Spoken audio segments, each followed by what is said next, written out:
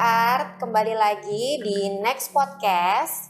Kali ini kita Next Art mengundang artis kita spesial artis. Pakai telur ya? Iya, ini Mas Rio Adiwardana. Ya. Seperti biasa hostnya dengan aku Ica.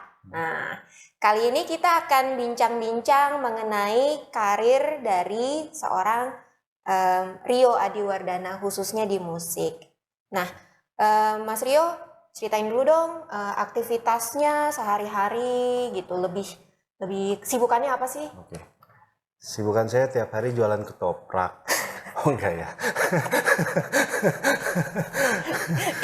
ini lawak show atau apa? Enggak, kalau kesibukan masih sama Mbak, maksudnya masih produksi aja, masih produksi. Kan saya lagi nyiapin, kemarin kan habis launching ya, single ke-8 saya, Cinta Tak Harus Memiliki. Nah sekarang lagi mempersiapkan untuk album saya yang selanjutnya. Judul albumnya Sisi Lain. Oh, Ya. oke. Sisi lain. Menarik Gitu. tuh. Lagi itu sih lagi ada kesibukannya itu gitu. Oke. Awal mula bisa terjun ke dunia musik itu kapan sih? Oh, kalau terjun dunia musik dari SMP kelas 1 saya udah terjun dunia musik. Cuman kalau secara profesionalnya dimulai dari tahun 2000. Tahun 2000. Gimana ceritanya tuh? Jadi awalnya tuh kalau SMP itu saya mulai ngeband. Terus sama tahun 2000 itu kita udah mulai ngeband juga. Masih ngeband, aku masih ngeband dan punya band yang menuju ke arah industri. Kita coba masukin ke major label.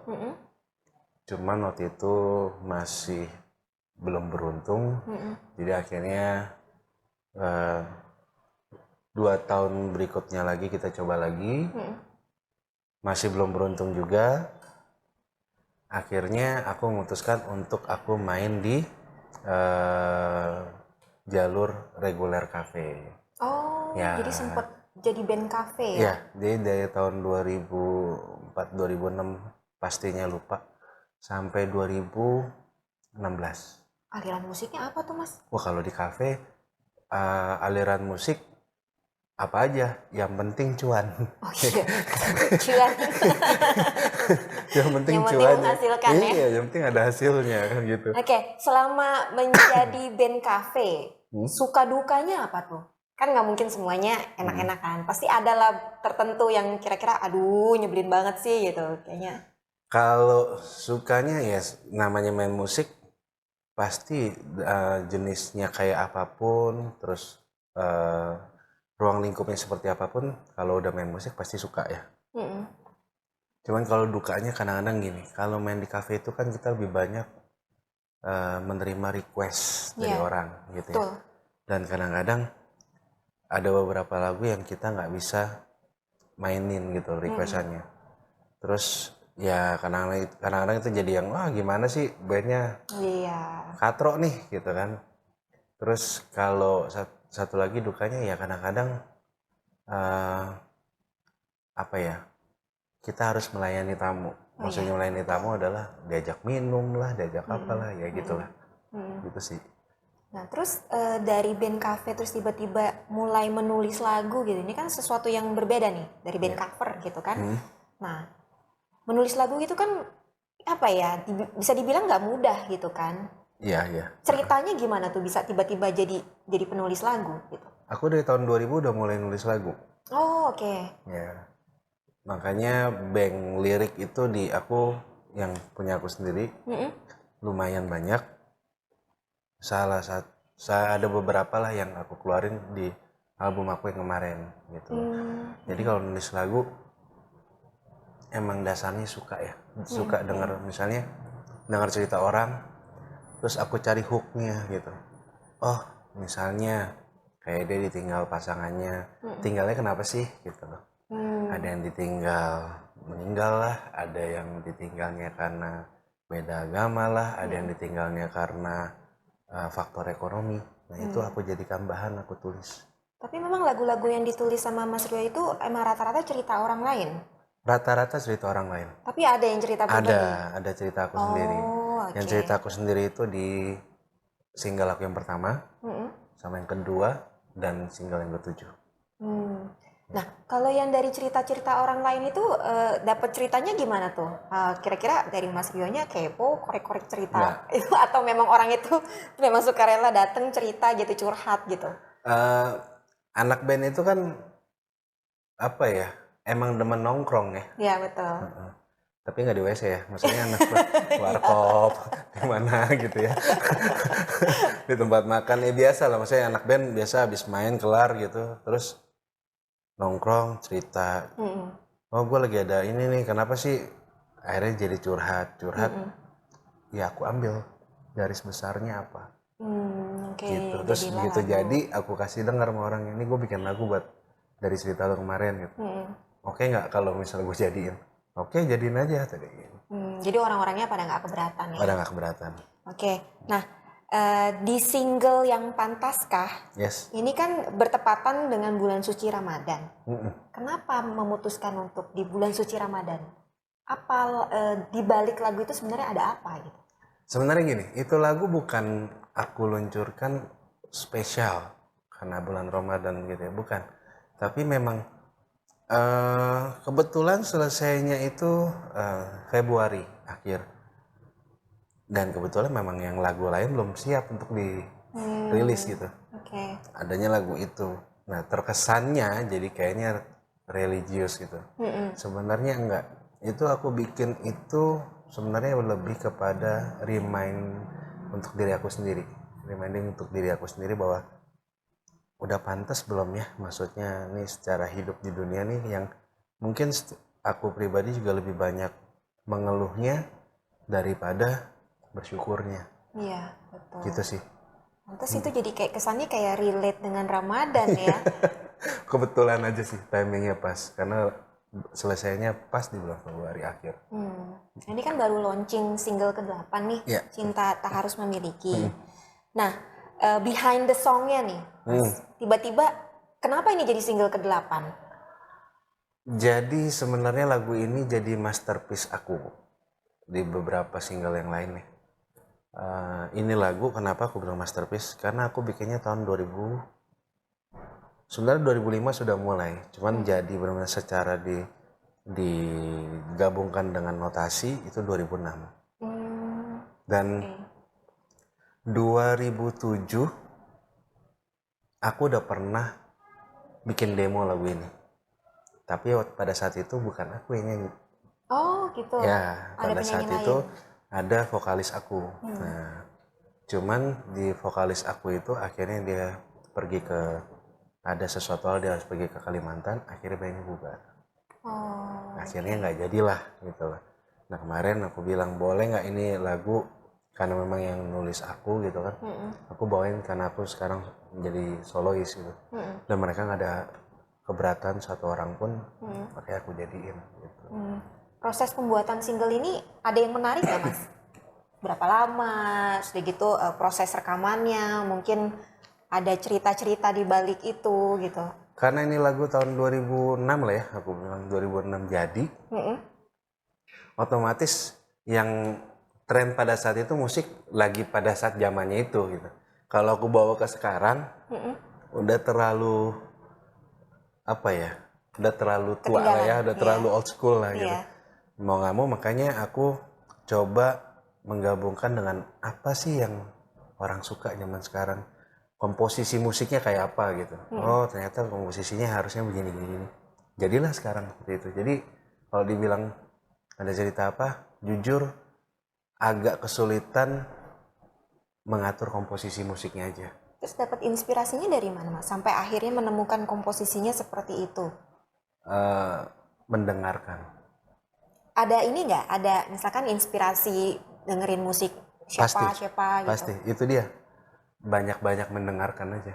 Mendengarkan, jadi aku dengerin siapa yang lagi in saat ini ya. Terus aku gabungkan dengan komposisi musik lagu yang pada saat waktu itu tahun 2006. Aku gabungkan di situ gitu. Oke. Nah, berlanjut ke persiapan video klip nih. Ya, Nah, kenapa memilih seorang Aldi Taher untuk menjadi modelnya? kebetulan nggak ada lagi yang bocor ya. Kenapa Yang gitu? yang konslet nggak ada lagi selain Bro Aldi Taher. Sorry ya bro, emang lo konslet gitu. Nggak ada lagi sekonslet dia, siapa coba yang konslet lagi? Nggak ada kan selain yang, maksudnya yang bisa dibilang urat malunya kagak ada gitu. Jadi memang aku kenal juga sama Aldi Taher dan aku minta tolong, bro tolong bantuin gue ya, gue mau bikin video klip. Mm-mm. Oh ya lagunya kayak apa gitu. Terus aku bilang ya lagunya tentang gini, aku kasih denger dan alhamdulillah dia mau. Nah, Gitu. cerita-cerita saat syuting video klipnya apa tuh yang seru tuh?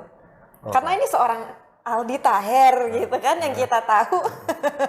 Mereka artis ini tuh agak susah diajak serius ya kan? Betul. Ya, saking bocornya gitu ya. Maaf ya Mas Aldi. Nah, cerita-ceritanya Mas apa yang seru gitu? Nah, bingung juga kan gimana cara handle dia gitu, karena kan emang basicnya orangnya nggak maksudnya susah untuk serius gitu Iya, kan. betul. Mbak tahu tongkat etol nggak? Iya. Nah saya beli itu, jadi kalau dia nggak serius saya keplak. Enggak bro, enggak. Maaf ya Mas Aldi. Langsung dipansosin sama dia Ninta. Jadi dia sangat profesional banget dalam dunia seni perannya, dan itu aku salut banget sama dia. Maksudnya bisa menempatkan kapan dia bercanda, kapan dia serius. Memang pada saat di lokasi syuting, wow bercanda terus gitu. Tapi begitu oke, kita take ya, dia switching langsung, tek, Langsung profesional jadi ya. sosok yang lain. Keren sih dia. Thank you bro ya, thank you.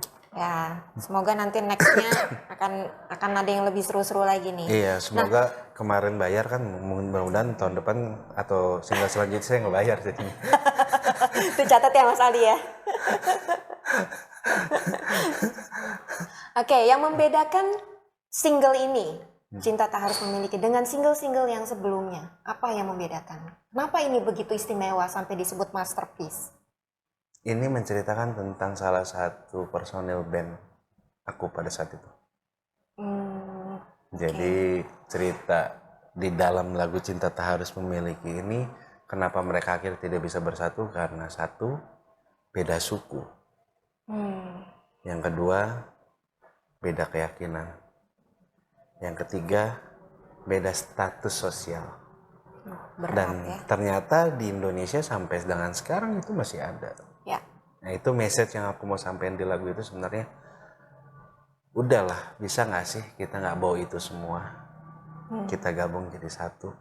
Ya cinta udah. Ya, Ya kan? betul. Gitu. Nah, apakah benar nantinya lagu ini akan dijadikan trilogi? Jadi kayak ya dengan single-single yang lain tuh saling berkaitan, Memang berkesinambungan. endingnya dari awal itu single 1 sampai dengan ke-8 ini adalah penutupnya. Oh, oke. Berarti jatuhnya bukan trilogi ya? Ya, ini adalah penutupnya. Jadi yang aku mau sampaikan dari single 1 sampai dengan ke-8 ya pada akhirnya cinta yang aku ceritakan dari awal sampai dengan, makanya kalau diikutin dari awal, single aku yang pertama judulnya Tak Bisa Memiliki. Iya. Ya kan? Masih mirip-mirip tuh. Sebenarnya dari situ sudah bisa udah bisa dibilang bahwa aku sudah membocorkan sedikit. Jadi sebenarnya nggak ada happy ending di sini. Oke. Happy endingnya ada, cuman proses pada akhirnya itu sad ending. Gitu. Apakah ini nantinya dari 8 single ini akan dijadikan satu album, Mas? Ya, sebenarnya ada 2 lagi. Jadi total ada 10. Cuman yang aku publish hanya 8. Kenapa? Alasannya apa tuh? Yang 2 biar pada denger sendiri aja. Oh, oke.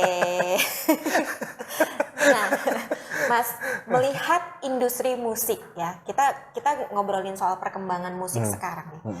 Menurut seorang Rio Adiwardana, apa sih Mas perkembangan yang Mas lihat sekarang nih? Gini ya, tadi aku juga habis bikin podcast juga ya di channel aku. Ironisnya, yang sekarang ini terjadi, perkembangan musik di Indonesia khususnya lebih kepada Korean ya, Iya, ya K-pop tuh. ya. Nah kan aku agak mundur sedikit. Kemarin ini lagi rame-rame juga untuk pembahasan soal musisi cover Mm-mm. ya. Betul. Banyak yang kontra, oh nggak bisa dong gini-gini segala macam. Oke. Aku itu di poin itu aku mendukung, maksudnya dengan pengertian adalah kalau mau cover izin, Tuh. dan kalau mau cover jangan semua maunya, Iya, tetap betul. ada hukum-hukumnya, maksudnya ada liriknya begini ya udah jangan diganti-ganti liriknya. Iya. Ya itu sepaham. Cuman di sini ngomong masalah musisi cover, bedanya apa dengan musisi yang sekarang ada yang menduplikasi gaya K-pop Hmm. ke dalam musik yang ada di Indonesia? Mm-mm. Apa itu bukan mengcover juga? Ya, kurang lebih. Ya. Maksudnya nggak apa-apa sih, sah-sah aja gitu. Bukan berarti aku menolak atau aku sangat kontra, enggak. Boleh dicombine, digabungkan boleh, tapi jangan mengurangi sisi idealisme atau sisi dari si yang punya karya tersebut. Maksudnya Hmm. aku buat satu karya, karena K-pop lagi in, aku coba deh pakai K-pop. Nah, maksudnya jenis musiknya kayak K-pop boleh, tapi jangan menghilangkan sisi originalitasnya. Identitas ya. Gitu. Iya, karena identitas itu perlu, gitu. Menurut Oke. aku. Jadi itu kalau aku tangkap ini jadi kayak salah satu cara seorang Rio Adiwardana untuk bersaing ya. Bisa dibilang Jadi- gitu. Kalau dibilang bersaing, aku cuman pengen ngasih message bahwa dunia seni itu basicnya cuman satu sih, jujur. Betul. Jujur aja, maksudnya punyanya itu ya itu aja gitu. Maksudnya kalau mau dimodif atau ibaratnya kalau eh, mau masak gitu ya, mau masak ya mau tambahin Royco mau tambahin apa, mau Iya, tambahin buat bumbu ya. iya, mau tambahin MSG atau silahkan aja. Tapi rasa pada inti masakan itu jangan sampai berubah. Iya, betul. Harus tetap enak. Iya. Nah, plan ke depannya gimana, Mas? Di karir musik nih. Plan kedepannya dia tetap masih berkarya ya, maksudnya mudah-mudahan karya-karya bisa lebih diterima lagi, dan aku bisa bermusiknya juga dengan lebih jujur lagi, bisa dengan lebih totalitas lagi di dalam musik, dan sesama musisi yang aku harapkan sih baik yang junior maupun yang senior bisa sama-sama saling ngedukung. Betul. Gitu betul. sih. Maju sama-sama ya. Maju sama-sama lah. Gitu. Project yang ada di depan mata nih yang saat ini sedang dipersiapkan ada nggak, Mas? Aku habis sisi lain itu aku mau ada satu project lagi. Bisa diceritain? Ya aku bocorin dikit aja ya. Boleh. Aku mau mungkin ada satu kompilasi. Kalau yang habis sisi lain ini selesai, mungkin kalau nggak ada halangan Agustus selesai. Dan setelah itu aku mau ada project Rio and Friends. Maksudnya Friends adalah aku dengan siapa, misal musisi siapa, aku kolaborasi, aku featuring, gitu. Ya kayak gitu sih. Oke, seru tuh. Nggak Dan sabar nunggunya. Dan pengen sih ada satu konser, nggak tahu kapan ya, maksudnya pengen apakah di akhir tahun gitu loh, atau kapan lah, maksudnya pengennya sih aku pengen bikin konser tapi intimate, jadi antara aku dengan yang nonton tidak berjarak. Betul-betul. Ya. Nah, itu kan tadi Friends itu lebih kayak ke musik, apa ya, mungkin lebih ke rekaman ya, digital ya. Tapi kalau untuk event kayak misalkan manggung bareng, ada nggak sih plannya? Kalau itu sebenarnya ada, cuman yang ngundang belum ada. Berarti yang nonton jangan lupa nih kalau ada ya. Jadi tolong undang saya ya. Kalau plan mah selalu ada, cuman undangannya belum ada. Betul-betul. Jadi nanti kalau ada yang punya plan, jangan lupa undang. Jadi tolong disisipkan gitu loh di plannya itu nama Rio Adiwardana ya, tolong. Mas. Oke, terima kasih banyak Sama-sama, sudah Mbak. meluangkan waktu Thank you. untuk hadir di Next Podcast. Yes. Nanti kita akan ada sesi lagi ya, Mas. Oke. Nah, jadi jangan kemana-mana. Oh iya, enggak. Saya di sini kok. Ini dipaku. Dan untuk Sobat Art juga jangan kemana-mana ya, karena kita pasti akan ada video-video lain ya. Jadi tonton terus Next Podcast. Ya, dan juga jangan lupa untuk para musisi ya, kalau kamu punya lagu yang ingin didistribusikan melalui Next Art, jangan lupa bisa hubungi kita di 0813 13135676. Kalau kalian tinggal di daerah Jakarta mau mampir ke kantor, monggo, kantor kita di Jalan Kudus nomor 3, Menteng, Jakarta Pusat. Kalau jauh nggak perlu takut. Ada Instagram kita nextart.id, bisa juga ke FB ya, Nextart Digital Music Distribution. Ya. Oke, untuk sekarang ini dulu ya. Oke. Nanti kita lanjut lagi video Siap. selanjutnya. Siap. Kita undur diri dulu. Terima kasih. Bye-bye. Dah.